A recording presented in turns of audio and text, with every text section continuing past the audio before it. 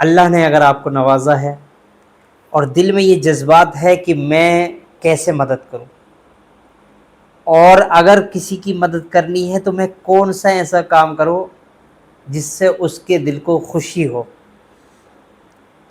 تو دیکھیے یہ بزرگوں کے کام بھی ہے اور پسندیدہ کام بھی ہے۔ تو یہ ایک ایسا بیسٹ کام ہے جو سب سے پہلے ہونا چاہیے۔ مدد میں اگر کوئی کسی صورت میں بھی آپ مدد کر رہے ہیں تو فرسٹ کام کیا ہونا چاہیے؟ اگر آپ کسی کی ہیلپ کر رہے ہیں، آپ کہیں گے کیا؟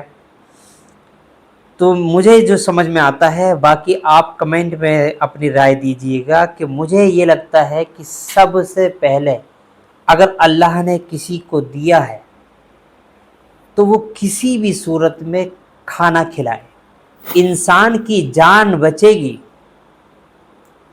تو اس کے کپڑوں کا بھی انتظام ہوگا، اس کے رہنے کا بھی انتظام ہوگا۔ لیکن کوئی ایسا ہمارا پڑوسی یا ایسا ہماری بستی میں غریب رہا کہ جس کے بچے بھوکے سو گئے ہوں، جس کے گھر پر کئی دن سے کھانا بننے کی صورت میں چولہا نہ جلا ہو یا کوئی سبب رہا ہو، تو بتائیے کہ وہ کتنے دل سے رب کو پکار رہا ہوگا۔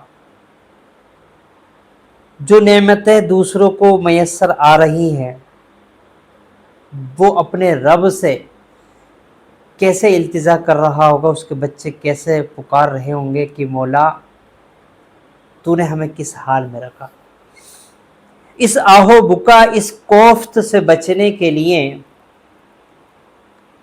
اس ویژن پر اور اس مشن پر کام کرنا چاہیے کہ سب سے پہلے اگر کسی کی مدد ہو تو وہ کھانے کی ہو، تاکہ کوئی ہمارے محلے میں، ہمارے پڑوس میں، ہماری بستی میں، ہمارے گاؤں میں، ہمارے شہر میں بھوکا نہ سو سکے۔ اب اس کے ڈونیشن کے، مدد کے دو طریقے بتاؤں گا۔ ایک طریقہ ہے کہ جو آپ کو ملا ہے اللہ کی طرف سے اسی میں سے کچھ دے دو، خود سے دے دو یا مل کر کے دے دو۔ لیکن میں یہ چاہتا ہوں کہ جب انسان کے پیٹ میں کچھ گیا اور طاقت اور انرجی آئی، کچھ چلنے کی اور کچھ کرنے کی ہمت اس کے اندر آئی، تو بھائی اب تمہیں کچھ نہ کچھ صلاحیت اپنی دکھانی ہوگی۔ بولے صاحب پیٹ میں کچھ آیا، بڑی ہمت آئی میرے اندر، اب میں کچھ کر سکتا ہوں۔ اللہ کے رسول صلی اللہ علیہ وسلم نے بھی فرمایا کہ وہ لقمہ کتنا اچھا ہے جو خود سے کما کر کے کھایا گیا ہو۔ غریبی کو کیسے ختم کرنا ہے، اس پر کام کرنا ہے، اور یہ مانگنے والوں کی تعداد کم ہو جائے، اس پر کام کرنا ہے۔ خود سے کفالت کرنے والے، اور خود اگر بچے آپ کے ہوئے ہیں تو آپ خود بھی مانگنے والے بن رہے ہو، اور اسی کے ساتھ بلا کسی مجبوری کے آپ جو ہے اپنے بچوں سے بھی بھیک منگوا رہے ہو۔ ان سب صورتوں میں آپ کا کام جو آپ نے کھانا کھلا دیا یہ کافی نہیں ہوگا، اسے ایک عادت پڑ جائے گی کہ بھائی یہ مالدار کا بچہ اگر پیزا کھا رہا ہے، برگر کھا رہا ہے، کہ بھی یہی عادت ہو گئی ہے کہ اس سے زیادہ عیش یہ لوگ کرتے ہیں۔ دیکھیے اس کی مالی حیثیت کو سدھارنا ہے تو ہمیں یہ دیکھنا ہے کہ بھائی اس کا پریوار ہے یا نہیں ہے۔ بولے بھائی آپ کے پریوار میں کتنے ممبر ہیں؟ ابھی یہاں کھانا کھلانے کی بات ہو رہی ہے۔ بولے میرے گھر میں نے پریوار بنا لیا، شادی کر لی، جبکہ جس کی حیثیت خود سے کھانے کی نہیں ہے تو اس کے لیے تو حکم یہی ہے کہ وہ نکاح نہ کرے، لیکن نکاح کر لیے، بچے پیدا ہوئے۔ اب یہاں پر جب گورنمنٹ 80 کروڑ لوگوں کو راشن دے رہی ہے تو یہ سماج سے مانگنے والے اور اسی سماج پر ڈیپینڈ رہنے والے اور بوجھ بن جانے والے ان لوگوں کی پہچان ہونا ضروری ہے۔ اب آپ نے کھانا کھلایا تو دیکھیے، اب پوچھیے کہ آپ کا راشن کارڈ ہے یا نہیں ہے۔ راشن کارڈ کو میں نے یہاں پر یوں کہا کہ بھائی جب آپ مانگ رہے ہو تو کوئی نہ کوئی سی کیٹیگری تو بنتی ہوگی۔ جب آپ کا گھر بھی نہیں ہے، آپ کا کوئی روزگار بھی نہیں ہے، تو آپ تو اور زیادہ نچلے طبقے میں رہنے والے ہو، اور گورنمنٹ آپ ہی لوگوں کے لیے اسکیم چلا رہی ہے، اور اسکیم ایسی ویسی نہیں۔ آپ جانتے ہیں کہ ایک ایک بندے کو 35 کلو 30 کلو اناج مل رہا ہے۔ تو جب گورنمنٹ کو وہ پیسہ ٹیکس پیئر کا جا رہا ہے اور وہ اسکیموں کے ذریعے سے ان کی کیٹیگری کو پہچان کر کے ان تک مدد پہنچا رہی ہے، تو بھائی اب یہاں پر دیکھیے کہ اس بندے کا جو ہم نے کھانا کھلایا ہے کیا اسی مانگنے پر ہی ڈیپینڈ ہے، یا گورنمنٹ کی اس تک کوئی اسکیم لینے کا یہ اسکیم اس تک پہنچ رہی ہے یا نہیں پہنچ رہی؟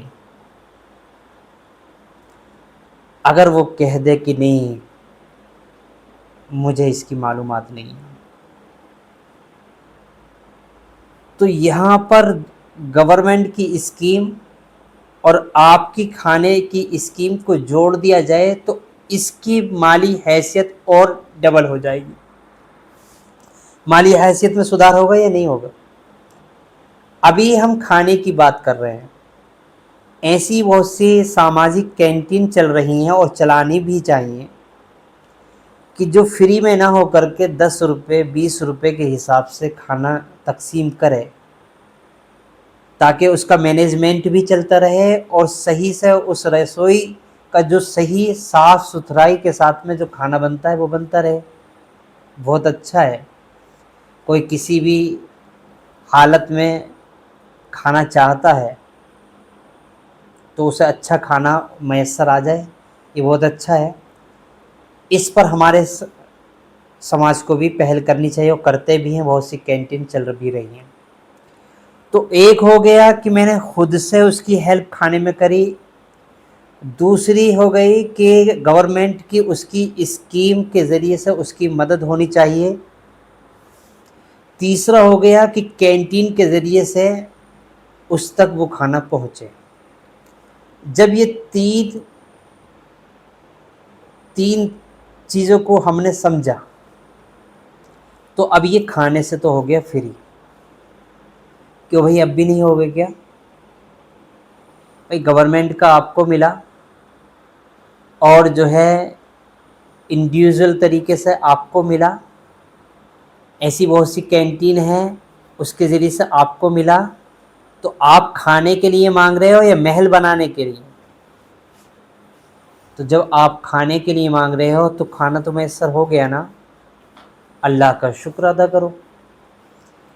اب آتے ہیں کہ دوسرا اسٹیپ کیا ہو کہ ہم دوسری مدد ہمیں کیا کرنی چاہیے۔ انشاءاللہ یہ مانگنے والا بھی فری ہو جائے گا اور آپ بھی فری ہو جاؤ گے کہ بھائی کچھ نہ کچھ، اب جب آپ اپنے پیٹ کی بھوک آپ کی مٹ چکی ہے تو آپ کیوں مانگنے پہ باصلاحیت ہوتے ہوئے یا صحیح سالم ہوتے ہوئے، آپ نے ہسٹری نہیں پڑھی ہے، دیکھا نہیں ہے کتنے لوگ مجبور ہوتے ہیں اور پھر بھی وہ ایسے کامیاب ہوتے ہیں کہ کوئی بھی عضو میں اگر کمی ہے تو وہ عضو میں کمی ان کی رکاوٹ نہیں بنتی ہے، وہ اس سے بھی پار پا جاتے ہیں۔ اچھا، دوسری مدد کی بات چل رہی ہے کہ دوسری مدد ہمیں کیا کرنی چاہیے، تو دوسری بہت ہلکی چھوٹی سی مدد ہے۔ دوسری چھوٹی سی مدد یہ ہے کہ بھائی کسی کے تن پہ کپڑا پہنا دو،